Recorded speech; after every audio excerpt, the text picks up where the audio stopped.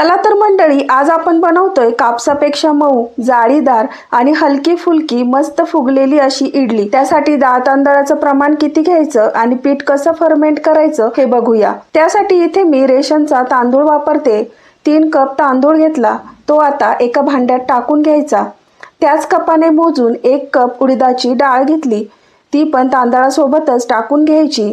नंतर आता यामध्ये 1 चमचा मेथी दाणे टाकायचे, म्हणजे पीठ आपलं लवकर फर्मेंट होतं। हे सगळं 2 ते 3 पाण्याने स्वच्छ धुवून यामध्ये डाळ तांदूळ बुडेल एवढं पाणी घालून 6 ते 7 तासांसाठी भिजायला ठेवायचं।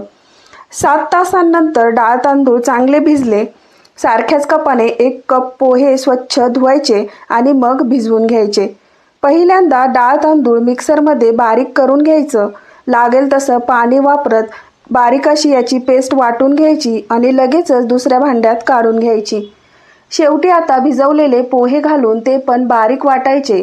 वाटलेलं मिश्रण एका दुसऱ्या भांड्यात घ्यायचं। याला 1 ते 2 मिनिट चांगलं एकाच दिशेने फेटून घ्यायचं। मग झाकण ठेवून रात्रभर किंवा 7 ते 8 तास उबदार जागेवर ठेवायचं। दुसऱ्या दिवशी सकाळी मस्त इडलीचं पीठ फुगून आलंय, एकदम डबलच झालं। लागेल तेवढं पीठ दुसऱ्या भांड्यात काढून चवीनुसार मीठ घालत चांगलं मिक्स करून घ्यायचंय। इडलीच्या प्लेटला आता तेल लावायचं आणि त्याच्यामध्ये थोडं थोडं करत बॅटर घालायचं। आता या इडलीच्या प्लेट भांड्यात वाफवण्यासाठी 15 ते 20 मिनिट ठेवून द्यायच्यात।